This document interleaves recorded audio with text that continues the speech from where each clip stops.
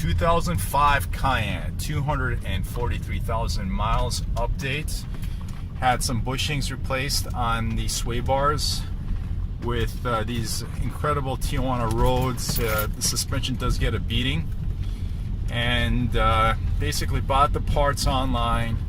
Had my mechanic here in Tijuana install it. Labor was $90, which is good.